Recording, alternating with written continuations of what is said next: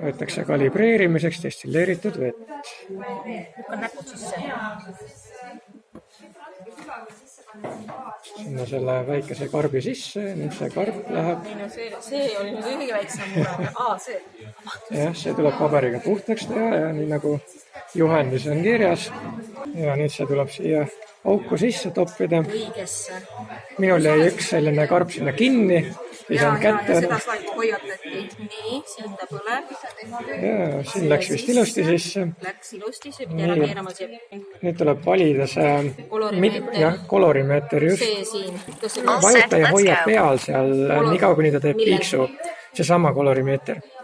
Seesama oli piiks või? Nii tegi ära, nüüd vajuta veel sinna, see on praegu green. Nüüd ta võtab blue, tee sellega samamoodi. Ahah, blue'ga tegi. Nii, järgmine on punane veel. Seda ei tee.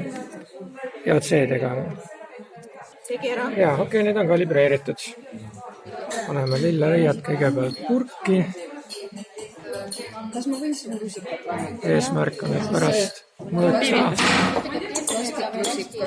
värvi, et palju punast, sinist ja rohelist selles lilleõies on. Nüüd teeme selle lilleõie puruks. Alkoholi see siia veel ei pannud. Alles siis kui puruks on. Nii vanasti nimetati Lõuna-Eesti pool sellist asja, et nüüd teeb jälle kusiputru, kui lapsed hakkasid midagi sellist tegema. No kui lapsed mökerdasid millegagi jälle. See on juba peaaegu nagu pasta. Nüüd läheb siia, ma saan aru, alkoholi juurde, jah? 80%-na Viru valgem. Äkki natukene veel, aitab küll. Läheb kohe Pipetiga küvetti. Niimoodi, et 3/4 küvetti oleks täis seda. Ehk siis umbes selle ülemise randin. Nüüd on piisav juba. Sest nüüd kork peab ka veel mahtama. Ja nüüd ta läheb siia auku sisse. Sul on kuskile kirjutada ka, äkki paneme need andmed kirja, lihtsalt oli parem püsti hoida. Mida sa praegu seal mõõdad? Punast. Ja peakski olema, eks ole. 42,1. Ta peaks stabiilseks muutama, et ta ronib praegu üles. Ta on enam-vähem juba sama. Seda ongi umbes 43 siis, et sa võid seal teise värvi valida. Sest ega ta seisma ei jää. Roheline. Nii, rohelist ongi hästi vähe. 17,2% rohelist. Mis ta sinise kohta ütleb? Need on siuke lillakas toon on ka. Ronib veel ülesse, 34 peale. Nüüd stabiliseerus. Mis värvi see kommaaegselt oli? Oligi selline pruunikas, Nüüd see läheb pipetiga siia küveti sisse. Koolitaja räägib, et kui seda kommi süüa, siis läheb süda pahaks huvitav. Kui seda vedelikku juua, kas juhtub sama? Gaas peale ja teil on juba valmis see roheline. Oi, kui ilus roheline värv. See tuleb loksutada ka. Nii, kate peale. See on turbikiti. Nii, mis ta nüüd näitab? Siis 12% punast. Rohelist on natukene rohkem. 15,8. See on hele roheline. Aga punast ei üldse palju. 12 oli. 16 tuleb seda rohelist. Palju sinist? 10. Sama. Tegelikult 13, 17, 11. Nii, ja mis me siin saame siis? 10. Ehk et see on nüüd esimene katse, see on teine katse. Et see on nüüd näha katsete tulemused. Nii, aga nüüd ma lähen 13, 17, 11 siia.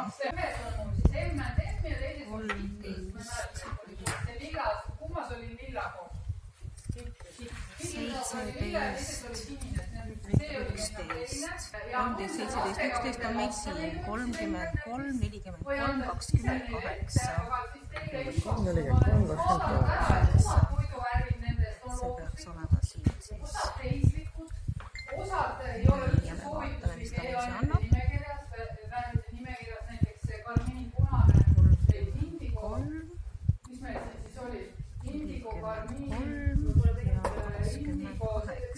Vaata siin, kui sa näed, ta on rohelisel skaalal, aga ta on hästi tume. Nii et ta mingil põhjusel andis meile rohelise skaala alumise häguse otsa. UV-taset selle lehe pealt ruumis sees, siin ei ole päikesevalgust järelikult üldse. nüüd peaks mõõtma siit seda UV-d. ei, sa pead selle panema päikese ja selle vahele. see on juba läks suureks. 1,66, jah. Ja kui sa nüüd see kile ära võtad, palju ta siis näitab? 5 ja 6 ikka mõjutas. Ja siis on läbi päikseprilli. Ja sul oli millise tugevusega see? 35 ja õli. Seda klaasi.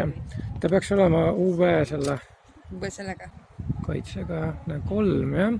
Ikka võtab poole maha. Ka 2,6, isegi 0,41 on 0,30. Kuule, sul täitsa puhta võtab 0 kõik, sa ei saagi mingit uud. 0,97, jah. 0,95 väga hea. 15 päiksekreem. Mis ta siin näitab? 0,6. Kõigub kogu aeg. 0,6 umbes. Kõrgemal on siis 1016 millibaari.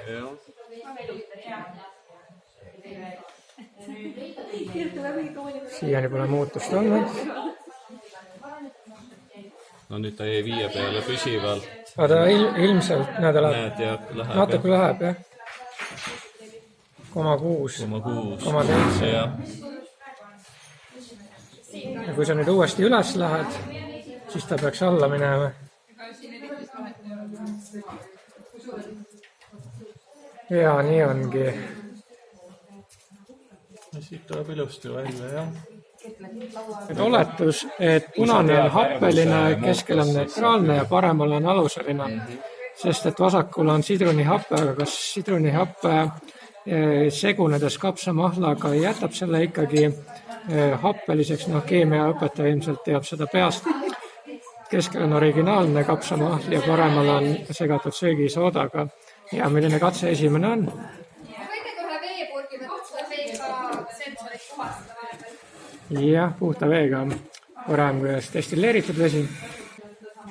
Selleks tuleb väline elektrood külge keevitada sõrmedega. Ja 7 peaks olema umbes. Neutraalne. Koos. See on ka see, et see lahus, mille sees ta on, peab siin alles jääma, mis ta näitab kõigepealt vee puhul 5,36 tõuseb päris suure kiirusega, kas ta peaks kuskile 7-ni tõusma. Nii, nüüd ta jäi 6,5. Ta siit ikka oma 7 välja. Ta ei võta 6,5. Oot, mis sa nüüd tegid? Nüüd ta hakkas edasi minna. Ei, ma liigutan teda midagi ei teinud. No sinna ta jääb, ega ta ei... Vaatame. 53, 51, 50, jah, ütleme 6,5, jah. Ja nüüd see punane, mille kohta keemiaõpetaja väitsi, et see on happeline. 2 happelist asja kokku. Oi. See on ju lausa söövitav või? 2,79. Sinna ta jääb. Kes viitsib, kirjutab üles 2,79. Tuleb vist jälle oodata, kuni ta neutraliseerub. Ei peagi vist väga ootama. No siit läks nüüd natukene happelist siia kaasa ka, et see ei ole nii. Sa võid vahepeal luputada täitsa puhta vee.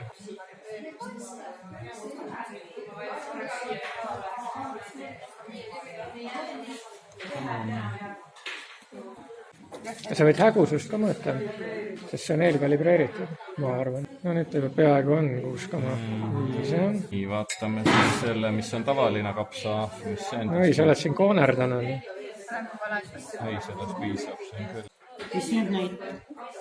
Nii, ta on ka ikka happeline. Õrnalt on happeline, aga väga vähe. Ta langeb.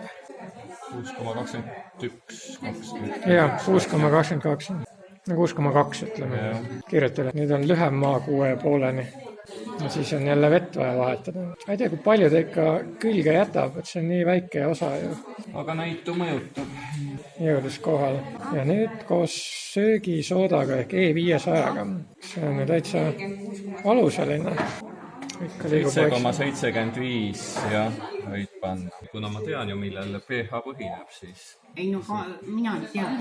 Vesinikkioonide ja hüdroksiidioonide kontsentratsiooni suhtel põhimõtteliselt.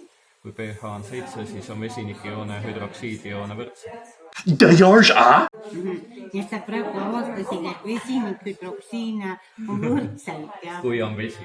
Ja see teeb sind õnnelikuks. praegu , mind ka muide . no siis on kaks õnnelikku inimest .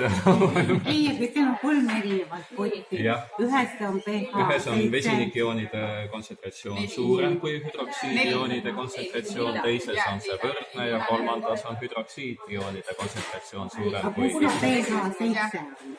neutraalses keskkonnas . aga teistes see mõlemas . happelises on alla 7 ja aluselises on üle 7 . minu loogika oleks öelnud , et aluselises on just vähem ja happelises rohkem . aga need hüdroksiidid , need on need OH-d või ? hüdroksiidioonid on OH-d ja lahinguga miinus jah . hapnik teeb siis happeliseks või aluseliseks või ?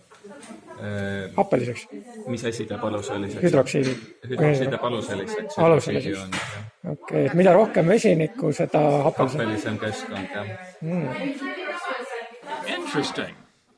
Very interesting.